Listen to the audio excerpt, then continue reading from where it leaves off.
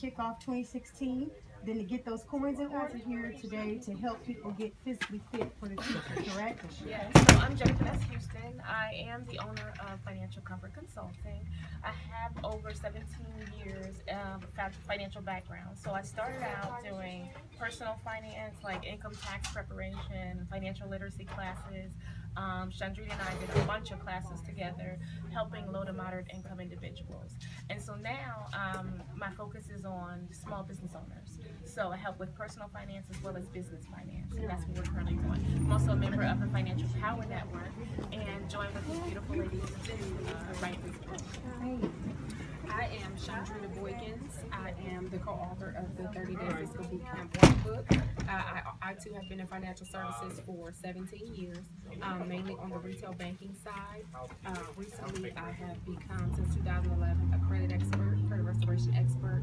So that's my main focus, is really helping individuals with savings and credit restoration. They kind of go hand in hand. So, and I'm also a member of the Financial Power Network as well. And my name is Brandi Moorhead, and I'm also one of the co-authors of 30-Day Fiscal Bootcamp Workbook. I have 13 years of financial background. I've had various jobs in the financial service industry. I'm also a licensed financial service professional, so I've done everything from personal financial counseling to hospital financial management, and then I also currently work for the Columbus Urban League under the Financial Empowerment Services as the program manager, and I'm also the visionary of the Financial Power Network. Awesome. So, we have basically experts here, gurus. So if you need help, these are the ladies that you're going to need to get to regarding your finances. That's right. Now, I've read somewhere that the average consumers, they carry roughly $47,000 a day. What can you tell me a little bit about consumer debt and why is this? Actually, Chandrita was just doing a little bit of research, so I'm going to let her speak. Definitely. It's simple, but it's deep at the same time. And a lot of the reason why people are in so much debt is because our emotions are out of control.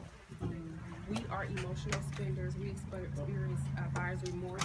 It's more psychology than it is about the money. So it's what's in our head. It's what we need to do to make ourselves feel good, feel relevant, feel valuable. Is that if we don't feel it internally, our self-esteem is low. So we buy things, we put ourselves in debt because we want to match it to the person who's next to us, or we want to feel like we can be astute to their level. And another thing that we do cover in the book a lot of is discipline. Disciplining your mind, disciplining your actions, letting your actions follow after your mind has been disciplined. And that's what we're lacking. So this book gives that basic foundation for financial fitness. A lot of us have terminal degrees. Like we've gone to school, we've got positions, we've done all these things, but nobody touches upon personal finance. And so this book actually touches upon personal finance, not just what to do with your company's budget. You got CEOs and CFOs that don't have a clue what to do with their household budget. So this book gives you that because it's the foundation that a lot of us are missing. Now, what do you have to say to those people who, and I even had this attitude at one point in my life where it was like, you know what, you're always going to be in debt. Why not get what I want now? I have to say, look at us now. We started from the bottom, now we're here. This book is so phenomenal because it includes our personal testimonies. And so it's relevant because neither one of us came from wealth. We all have our individual stories, and they're in the book for people's learning. Because it's difficult to read a book about finance from somebody who's never struggled financially. There you go. So when you look at the three of us sitting here, you say, man, we started literally from nothing. We started literally from nothing. And we have grown such a passion. That's where our passion comes from. To pursue this is because we know what it feels like to not have been here always. And to have that mindset. I'm gonna let you talk because I can talk, but I wanted to say something about that. Okay. So what I wanted to say was, oftentimes when you have that mindset and you stay there, when you know better, you do better. And this book is going to give you that know better, and it's going to give you that do better. Because each day there's an activity, there's an exercise. So you get the exercise, but then you have to do a drill along with it. So you're learning something, and then you're applying it. So you can't continue to have that attitude of, well, I'm always going to be in debt. Because if you read this, your mindset is going to change, and that's what this is about. That's the whole premise of it. So basically, it's a comprehensive plan to financial freedom. Absolutely. Okay. You said that. Say that again. A comprehensive plan to financial freedom. I love that. All right, y'all, get your freedom. Get your freedom. Give us our freedom. And I didn't know if you wanted to add anything to I what mean, you I were think that saying. my partners and my co-authors pretty much touched on it, but I think really just that whole mindset piece and touching on that, it starts with just making that decision. You know, it's anything, any goal or anything that you want to achieve in life, it starts with just setting your mind to make that a decision, and making a decision to purchase this book is the first step. It's the first step. It's the first step to saying, I'm going to entertain, I'm going to look at my financial situation, and also the first step to financial planning, I always tell my personal clients, is forgiving yourself. Forgive yourself of the yesterdays, let that loose, wash away all of that, pray over it, get over it, and let's move forward. Because you can't move forward with anything if you're carrying on that baggage from yesterday. You can recover. We have a long line. You can recover from financial sickness. Absolutely. And I just want to say one thing, that you know, when you are born again, when you are born again, it's like all things are become new, right? Yes. So when you have a new mindset, your mind is born again. We go through that spiritual born again, but sometimes we need that mental. It says we should renew our minds, right? Right. Every day. That today is another day. So this is a helpful in renewing that mind. It's giving you practical knowledge and information. Nobody put that, Hunter. So now you have to. Right. And that's one thing I wanted to touch on. I had this as one of my questions. You know, from all the expressions that I've seen you guys share on Facebook, and even just a few moments ago, you know, it seems like your project was like a labor of love, but definitely faith-driven. Oh my God. And so, I mean, every time I read Chandrita's post, and really all of yours, you know, you just talked about your faith, you know, walk in this. And so I just wanted you to talk just how much your the role of faith played in this whole project. It's the entire project. Let me say It this. doesn't exist without This project was a gift. Yeah. This is, I mean, we can't really even take credit, because everything from the beginning of it, the vision of even the Financial Power Network and what our organization does, it was given to us. It was a vision that was placed upon all of our partners. And we were just obedient and following that path and giving what the Lord gave us. And we followed all the steps, and it wasn't easy. It took discipline, it took focus.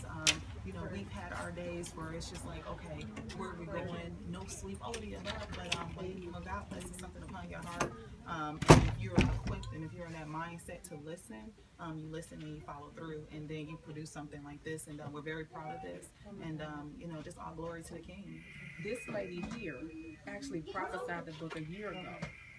And Penny prophesied the book to me a year ago over the phone. This is the second time I've seen her face to face. And when she said it, initially I was like, I don't know who she's talking to, because I don't write no books. I hate it. Don't whatever. As she continued to talk and pray, God started to download what this would look like in my head. A year later, we were practically dialing each other's number at the same time to say it's time for the book. She told, when she called, the first word she said to me, "There's a book in you." I was like, I don't know who you're talking to. We called her probably 5 minutes into the conversation. She got on the phone. She just moved back, or recently had moved back from Connecticut. And I was like, Ness, you won't believe what happened. I started to explain to her. She was like, I always wanted to write a book. She's the only one. Or I don't know what she's going to do, but I didn't. I did. Probably 3 weeks after that, we met at a library. It was You on literally got your Halloween. book. And you got the highly effective people. You need this to go with it. Definitely got to come back. We met at the library on You can come by. Halloween. Take a look at that book. Don't leave without this book. Think about it now. We had a very aggressive timeline. However, we were ahead of that timeline. So it was all faith driven. Right. It really was. And what I want to say is, God dropped it in my spirit a long time ago. And my husband, he continued to push me. You need to write it. You need to write it. You need to let that go and do this. You need to write your book. And I just kept pushing it off. And so when they called, I was like, oh, this is God. This is God. So when I say a faith walk, it's the word says when He gives you a vision, He gives you provision. Like, he gave me this vision a long time ago, and I kind of like sat on it. But when it came up, there was no sitting. I had to like go because I knew that this was God. And it's so God. I mean, every step of the way, He's just been opening doors and just doing things. And it's so In regards to faith, people need to know about how to handle money, because there is a plan, a biblical plan about it. So that's why it's so important to share this today. How many Right. scriptures in the Bible about 23 And people need to hear that. in the Bible about money? 500 on salvation and 500 on love. Because God's biggest adversary is not Satan. His greatest adversary is money. He says you can't serve me and mammon. Mammon is money at the same time. He knows how important it is and how it controls every aspect of our life. So he says, let me teach my people how they can be saved and how to deal with their finances. Right. And that's why there's so many scriptures based Right. on money. And see, people out there in Periscope land, you need to be listening to this, especially our fellow Christians. We think we have it all together, but sometimes we don't take care of our money, so we need to take care of that as well. So, read the book, read your Bible, and let's get this together.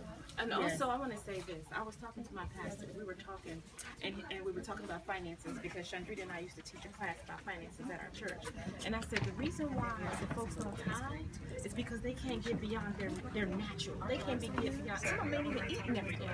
They can't get beyond their natural finances, their static finances. So it's like, how in the world am I going to give God something? Right. But if you teach them principles and understand that as much as you give, you will receive, then they begin to do it. But because we're not teaching them, we've never been taught.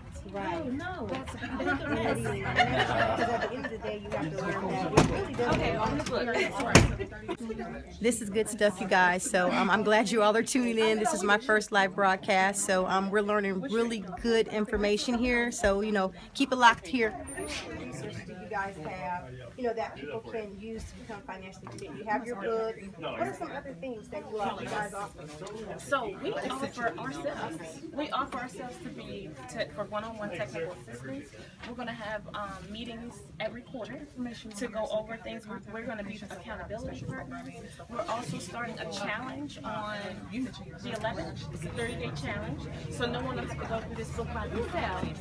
They can actually go through it with us. We're all going through it together. We'll have tips and tricks and testimonies that we will post on Facebook and other social media. So you have us, and we have that as a resource. All right, sounds good.